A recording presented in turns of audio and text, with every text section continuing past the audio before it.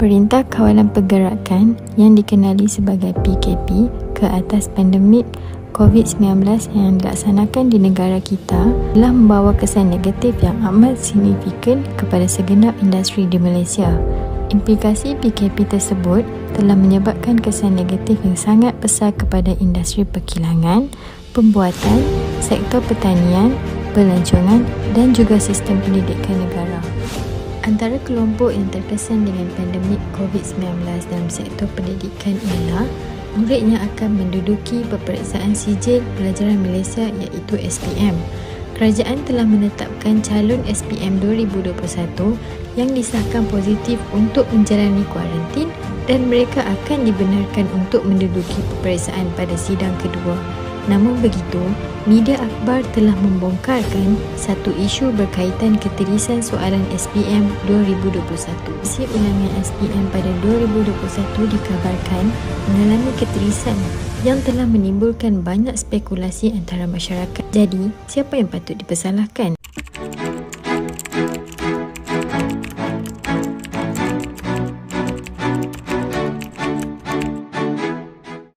Ketirisan soalan SPM sesi ulangan. Integriti. Ketirisan soalan peperiksaan merupakan masalah yang tiada penyelesaian hingga kini. Hal ini demikian kerana integriti dalam kalangan sesetengah pihak berwajib kian luntur. Isu berkaitan soalan bocor di peringkat SPM adalah perkara serius dan tidak boleh dipandang sepi oleh pihak berwajib. Era globalisasi ini memudahkan penyebaran soalan bocor dalam platform media sosial seperti aplikasi WhatsApp, Telegram dan lain-lain lagi.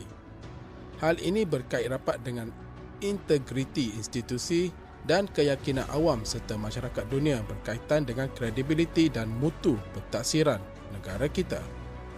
Kesediaan pihak berwajib. Buat pertama kali dalam sejarah dunia dan Malaysia, semua sektor ekonomi lumpuh akibat wabak pandemik COVID-19. Persediaan pihak berwajib untuk menjalankan peperiksaan SPM di era pandemik COVID-19 diragui oleh banyak pihak. Menerusi Jawatankuasa Pendidikan Pakatan Harapan berkata, soalan SPM tahun 2021 sesi ulangan dikatakan sama dengan calon awal.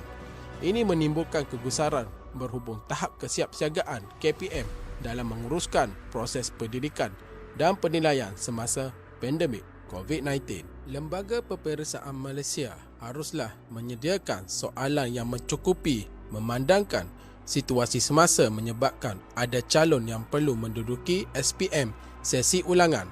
Selain itu, pihak Lembaga Peperiksaan dan KPM haruslah memberi jaminan soalan SPM tidak bocor kepada umum untuk mengelakkan masalah pertikaian dari ramai pihak. Seterusnya, kesan ketirisan soalan SPM sesi ulangan. Kesan yang pertama, terdapat ibu bapa dan murid berasa tidak berpuas hati kerana ada murid yang mendapat keputusan cemerlang disebabkan soalan yang berulang. Hal ini akan menyebabkan murid yang tidak mendapat keputusan cemerlang menuntut untuk peperiksaan diadakan semula.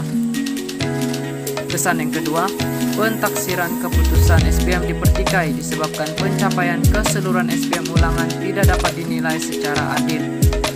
Hal ini kerana kesukaran untuk menentukan pelajar cemerlang yang sebenarnya. Kesan yang ketiga, murid hanya fokus kepada soalan-soalan tahun lepas yang menyebabkan murid tidak sungguh-sungguh untuk mempelajari keseluruhan subjek tersebut.